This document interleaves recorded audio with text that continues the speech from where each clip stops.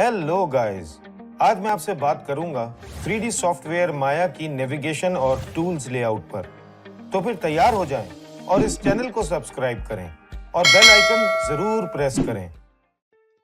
Hello guys, इस वक्त आपके सामने माया वर्जन 2017 का स्क्रीन लेआउट मौजूद है, यानी कि मैं माया वर्जन 2017 को लॉन्च कर चुका हूं और इसको लॉन्च करने के बाद आप जो स्क्रीन लेआउट इस वक्त यहाँ पर देख रहे हैं उसमें आपको बहुत ज़्यादा top and bottom and left and right आपको डार्क ग्रे और इन द मिडल आपको लाइट ग्रे एरिया नज़र आ रहा है। कमो पेश सिमिलर स्क्रीन लेआउट तकरीबन सारे 3D modelling and animation softwares का होता है। माया 2015 से लेकर माया 2020 तक जो लेआउट है वो कुछ इसी किस्म का है। लेआउट को, स्क्रीन लेआउट को इतनी तेज़ी से ड्रास्टिकली चेंज नहीं किया जाता। उसकी वजह ये है कि ये यूज़र फ्रेंडली होना बहुत ज़्यादा ज़रूरी है और जो on the other side, on the other end users काम कर रहे होते हैं उनके लिए इस स्क्रीन लेआउट को बहुत हद तक सिमिलर होना ज़रूरी है, चाहे वर्जन चेंज होते रहे, ताकि उनकी स्पीड में और उनकी परफॉर्मेंस में कमी ना आए। तो सॉफ्टवेयर डेवलपर्स जो हैं वो इस चीज़ का ख़ास ख्याल रखते हैं। अब आ जाइए माया की डिविजन्स पर कि उसने इस लेआउट को डिवाइड किस तरह से किया है। कोशिश ये होती है 3D modelling and animation software की कि ज़्यादा से ज़्यादा चीज़ें विजुअली एंड सिंबॉलिकली रिप्रेजेंट कर दी जाएं आपके सामने, ताकि आप बहुत तेज़ नेविगेट कर सकें और आपकी स्पीड जो है वो मेंटेन रहे अपने काम के दौरान। तो उसूल ये है कि ये जो पहली रो आप देख रहे हैं उसके बाद आपको ये दूसरी रो नज़र आ रही है, फिर तीसरी रो नज़र आ रही है और चौथी रो नज़र आ रही है। उसके बाद आप नीचे चले जाएं तो और रोज़ मौजूद हैं। इसके साथ ये एक कॉलम है, राइट साइड पर भी एक कॉलम मौजूद है, लेफ्ट साइड पर भी एक कॉलम मौजूद है। और ये जो कॉलम्स हैं इनमें और इन रोज़ में सारी कमांड्स माया की इस वक्त मौजूद हैं और आपका वेट कर रही हैं कि आप उन्हें एग्जीक्यूट करें as per the requirement of your job, जैसी कि आप जॉब इसके ऊपर करना चाह रहे हैं। तो इसकी जो पहली रो है इसको मैं मास्टर मेन्यू कहता हूं और ये मास्टर मेन्यू है, टॉप मेन्यूज कहलाते हैं। ये वो रोज हैं, ये वो रो है जिसमें जो ये कमांड्स आपको नजर आ रही हैं ये मेन टाइटल्स हैं और इन टाइटल्स के अंदर कमांड्स मौजूद हैं।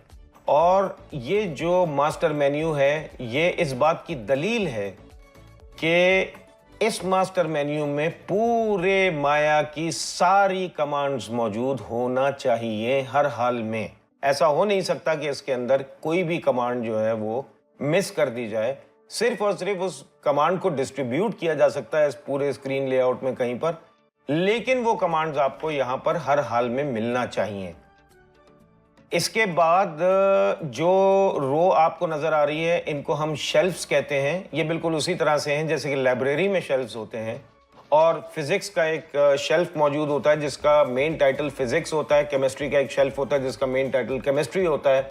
और आप फिज़िक्स की बुक को फिज़िक्स के एरिया में और केमिस्ट्री की बुक को केमिस्ट्री के एरिया में ढूंढते हैं और ऐसा नहीं करते कि इकोनॉमिक स्टडीज़ की किसी बुक को आप फिजिक्स के एरिया में तलाश कर रहे हो तो शेल्फ्स बना दिए जाते हैं और उनके ऊपर टाइटलिंग कर दी जाती है। अगर आप लाइब्रेरी में देखें ये जो आपको दो रोज नजर आ रही हैं, एक ये पहली रो और ये इसके साथ इसके नीचे दूसरी रो, ये बेसिकली एक लाइब्रेरी है जिसको कि हम शेल्फ्स कहते हैं और ये शेल्फ्स हैं आपके और ये उनके मेन टाइटल्स हैं। और इन मेन टाइटल्स के अंदर ये आपको सिंबॉलिक रिप्रेजेंटेशंस नजर आ रही हैं। ये बेसिकली वो रेलेवेंट कमांड्स हैं जो कि इस टाइटल से रिलेटेड है, बस ये याद रखिएगा। फॉर एग्जाम्पल अगर ये पॉलीगॉन है तो इसके अंदर आपको सारी की सारी पॉलीगॉन की कमांड्स नजर आ रही होंगी। कर्व्स हैं तो आपको सारी कर्व्स की कमांड्स नजर आ रही होंगी। रेंडरिंग है तो ये सारी की सारी कमांड्स जो हैं वो रेंडरिंग की हैं। और ये वो कमांड्स हैं जो कि मोस्ट पॉपुलर कमांड्स हैं, यानी कि सबसे ज्यादा यूज होने वाली कमांड्स हैं, उनको इन शेल्फ्स में रख दिया गया है। क्योंकि इसका फायदा क्या है शेल्फ का, शेल्फ का फायदा ये है कि आपकी नेविगेशन तेज हो जाती है। फॉर एग्जाम्पल, अगर आप एक स्फेयर बनाना चाहते हैं माया में, तो आप सबसे पहले, मैंने आपको पहले ही बताया है कि मास्टर मेन्यू में सारी कमांड्स मौजूद हैं। सो लेट्स सी कि वो कमांड कहाँ मौजूद है। तो वो फिलहाल मैं आपको वैसे ही बता देता हूँ कि क्रिएट में आप जाएंगे, पॉलीगॉन प्रिमिटिव्स में जाएंगे। ये सेकंड स्टेप हुआ, पहला क्रिएट फिर पॉलीगॉन प्रिमिटिव्स। उसके बाद आपने स्फेयर पर क्लिक किया और ये स्फेयर बन गया। जबकि अगर ये पॉलीगॉन शेल्फ पहले से सिलेक्टेड हुआ हुआ है, ये पहले से सिलेक्टेड हुआ हुआ है, तो सिर्फ यहाँ पर ये स्फेयर का सिंबॉलिक रिप्रेजेंटेशन बनी हुई है, स्फेयर बना हुआ है। आप इसके ऊपर क्लिक कर दें और स्फेयर यहाँ पर बन जाएगा। तो ये देखिए कि आपकी स्पीड पर कितना ज्यादा फर्क पड़ गया।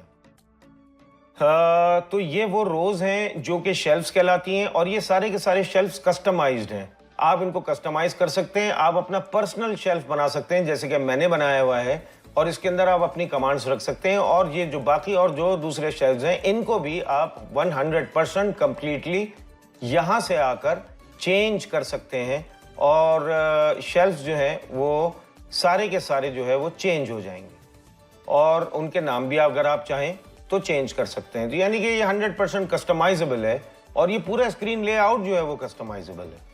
अच्छा, अब आप इसके बाद अगर लेफ्ट साइड के ऊपर आते हैं तो आप ये देखें कि यहाँ पर ये आपको कुछ आइकॉन्स नजर आ रहे हैं। इन आइकॉन्स का ताल्लुक सिलेक्शन क्राइटेरिया से है, और किसी भी ऑब्जेक्ट को बनाकर उसको अगर मूव करना है, रोटेट करना है, स्केल करना है, तो वो यहां से हो सकता है। दूसरे ये कि आप उन ऑब्जेक्ट्स को सिलेक्ट कर सकते हैं। सिलेक्शन क्राइटेरिया किसी भी 3D modelling and animation and rendering software में बहुत ज्यादा इंपॉर्टेंस रखता है। आपको सही मानों में सेलेक्ट करना आना चाहिए। वो सारी की सारी इंफॉर्मेशन यहाँ पर मौजूद है। आप सिलेक्ट भी कर सकते हैं, सेलेक्ट एंड मूव भी कर सकते हैं, सेलेक्ट एंड रोटेट भी कर सकते हैं, सेलेक्ट एंड स्केल भी कर सकते हैं, और एम्प्टी सेलेक्ट भी कर सकते हैं, या आइडल सेलेक्ट भी कर सकते हैं। इसके बाद अगर आप ये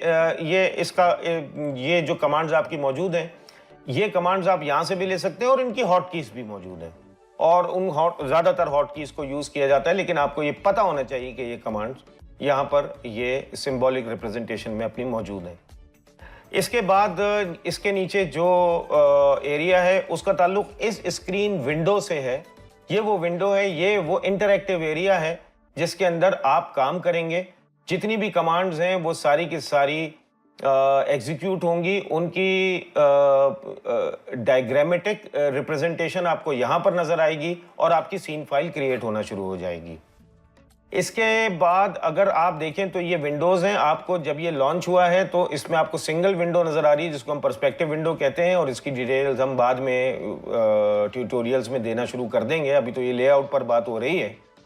और अगर आप चाहें तो ये सिर्फ और सिर्फ ये एक सिंगल लेआउट मौजूद नहीं है, बल्कि आपके पास 4 विंडो लेआउट भी मौजूद है, 2 विंडो लेआउट भी मौजूद है, और आपके पास ये सारी इंफॉर्मेशन इस तरह से आप इसको भी कस्टमाइज कर सकते हैं। और इसकी कमांड्स अलग हैं, इसका ट्यूटोरियल भी अलग होगा, इसकी कमांड्स बिल्कुल अलग है।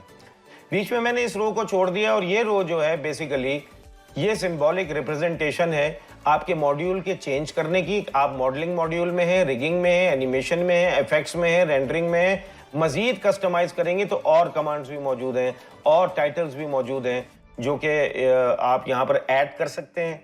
इसके अलावा सिंबॉलिक रिप्रेजेंटेशन है file open, file save, undo, redo की, जो कि ऑफ कोर्स मास्टर मेन्यू में तो मौजूद ही हैं, लेकिन वो भी यहाँ पर मौजूद हैं। इसके अलावा मास्किंग मौजूद है, सिलेक्शन क्राइटेरिया की हेल्प पूरी की पूरी मौजूद है यहाँ पर, और यहाँ पर स्नैपिंग मौजूद है। आप ऑब्जेक्ट को स्नैप कर सकते हैं अपनी स्क्रीन पर, कंट्रोल कर सकते हैं उसकी मूवमेंट को, और फिर रेंडरिंग की शॉर्ट इन्होंने सिंबॉलिक रिप्रेजेंटेशन दे दी है। Just in a click you can go to rendering. आपको ये नहीं करना पड़ेगा कि आप पहले रेंडरिंग के अंदर जाएं और रेंडरिंग में जाकर रेंडर में जाएं, और फिर जाकर आप जो है वो विंडोज़ में जाएं और जनरल एडिटर में जाएं, रेंडरिंग एडिटर में जाएं, और फिर यहाँ से रेंडरिंग जो है वो लें। तो ये इस कमांड को लेने के बजाय अगर मैं सिर्फ यहीं पर ही क्लिक कर दूं तो मेरे पास वो कमांड एग्जीक्यूट हो जाएगी, वो टूल जो है वो मेरे पास आ जाएगा। तो ये टूल जो है वो यहाँ पर मौजूद है। तो ये मैं जिन जिन चीज़ों को कमांड कह रहा हूँ बेसिकली ये टूल्स भी हैं। तो इन टूल्स को हम यहाँ पर रखे हुए इन्होंने हमें रख कर दिखाया है, और उसके बाद यहाँ पर ये एब्सोल्यूट वैल्यूज़ हैं। तो ये थर्ड रो जो है वो ये काम कर रही है।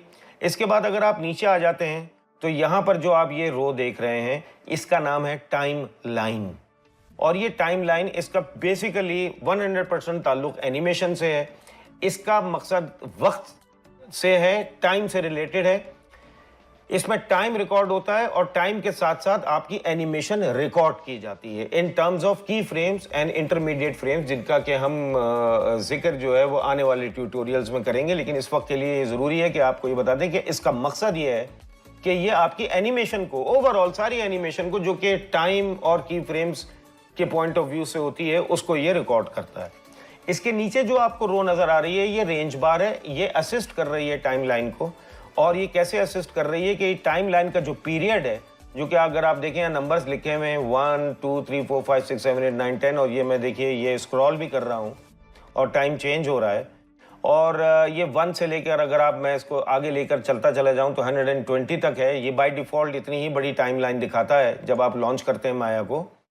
लेकिन ये टाइम लाइन के जो पीरियड है इसको चेंज किया जा सकता है और इसका इन एंड आउट दिया जा सकता है, जो कि इस रेंज बार से कंट्रोल होगा।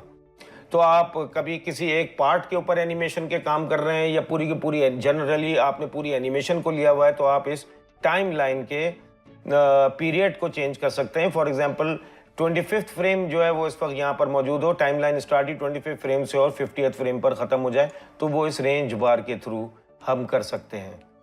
इसके अलावा अगर आप इसके नीचे चले जाएं तो ये जो आपको बार नज़र आ रही है इसका ताल्लुक माया की लैंग्वेज से है, जो कि स्क्रिप्टेड लैंग्वेज है। इस वक्त माया में मेल यानी कि माया एम्बेडेड लैंग्वेज और पाइथन 2 लैंग्वेजेस काम कर रही हैं। अगर आप स्क्रिप्ट राइटिंग करते हैं तो आप you can directly write the script over here and you will get your result in this part of this bar, जिसमें आप देखें बीच में पार्टीशन है और यहाँ पर आपको वो रिजल्ट मिल जाएगा।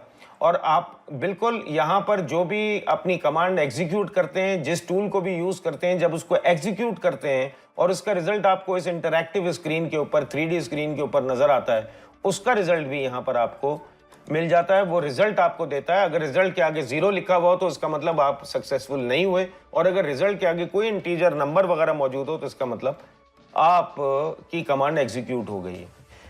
राइट साइड पर अगर हम चले जाएं तो इस पार्ट को जो इस वक्त इस सूरत में है चैनल बॉक्स कहते हैं। यहाँ पे देखिए लिखा हुआ भी है। चैनल बॉक्स बेसिकली क्या है कि अगर मैंने इस स्फेयर को क्रिएट कर दिया है और ये मेरी 3D स्क्रीन के अंदर मौजूद है, तो ये याद रखिएगा कि ये वो एरिया है जिसके अंदर इस स्फेयर के बारे में सारी इंफॉर्मेशन मौजूद है और वो आप यहाँ पर देख सकते हैं।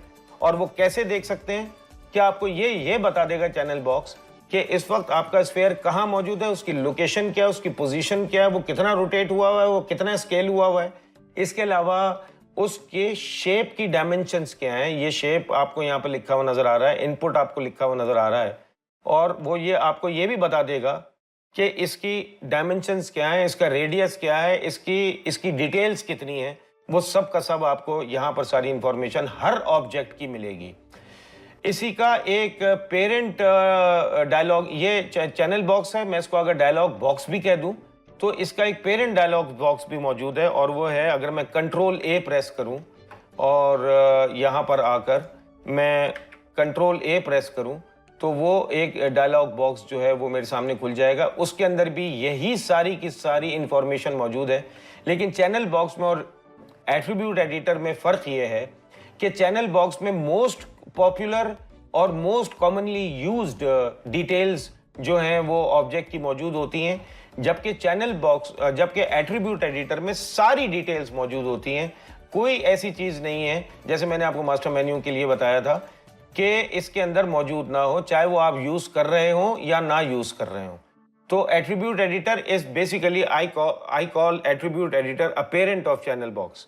लेकिन चैनल बॉक्स को ज़्यादातर यूज़ किया जाता है ताकि आपको वो, क्योंकि हमें ज़्यादातर इसकी पोजीशन से, रोटेशन से, स्केलिंग से, इसकी डायमेंशन से ही वास्ता पड़ता है मॉडलिंग में भी और एनिमेशन में भी, तो हम इसको ज़्यादातर यूज़ करते हैं। लेकिन attribute editor is always there, और मटेरियल जब हम इस ऑब्जेक्ट के ऊपर अप्लाई करेंगे तो एट्रीब्यूट एडिटर का काफ़ी पार्टिसिपेशन इसके अंदर होगा। नीचे अगर आप इसके आ जाएं तो यहाँ पर ये लेयर्स आपको लिखा हुआ नज़र आ रहा होगा, और जिस तरह से फोटोशॉप में और आफ्टर इफेक्ट्स में आप लेयर्स में काम कर सकते हैं, इसी तरह से माया में अब लेयर्स मौजूद हैं और आप लेयर्स में मॉडलिंग, लेयर्स में एनिमेशन, लेयर्स में रेंडरिंग कर सकते हैं। और ये बहुत ज़्यादा पावरफुल लेयर सिस्टम है माया का, और इससे आप बहुत ज़्यादा सेफ भी रहते हैं। We'll talk about it later. इसी तरह से मैंने आपको बताया कि आप डिस्प्ले में भी लेयर्स पे जा सकते हैं, एनिमेशन में भी जा सकते हैं, इवन रेंडरिंग में भी लेयर्स में जा सकते हैं। वो एक और तरीका है, वो भी मैं आप लोगों को बता दूंगा। और यहाँ पर आप आकर लेयर्स क्रिएट भी कर सकते हैं और लेयर्स बना भी सकते हैं। ये देखिए, मैंने इस ऑब्जेक्ट के ऊपर एक टेम्परेरी लेयर बनाई और अभी मैं हाइड अनहाइड कर रहा हूँ। इसके बाद इसके नीचे आ जाएं तो ये बिल्कुल पुराने ज़माने के जो वीसीआर का forward and play and rewind buttons हैं वो मौजूद हैं, जो कि टाइम लाइन को कंट्रोल करते हैं। अगर मैं प्ले का बटन दबा दूं, देखिए स्क्रॉल बार जो है मूव करना शुरू कर गई और ये 1 से लेके 120 तक मूव कर रही है। मैं स्टॉप कर दूं, स्टॉप कर जाएगी, रिवाइंड कर दूं, रिवाइंड हो जाएगी, फॉरवर्ड कर दूं, फॉरवर्ड हो जाएगी। तो ये सारे के सारे वो बटन्स हैं। अभी हम इन बटन्स के ऊपर नहीं जा रहे, आगे आने वाले वक्त में हम इनके ऊपर काम करेंगे। इनकी जो स्पेशलिटी है और इनका जो यूज़ है उसको एक्सप्लोर करेंगे। तो गाइस, इस वक्त तक के लिए इतना ही। इस सॉफ्टवेयर को एक्सप्लोर करने के लिए बेसिकली इसकी नेविगेशन कीजिए, स्क्रीन को और दूसरी कमांड्स जो हैं स्क्रीन के लिए, उनको हम आहिस्ता आहिस्ता एक्सप्लोर करेंगे अपनी नेक्स्ट वीडियो में। Take care. तो गाइस,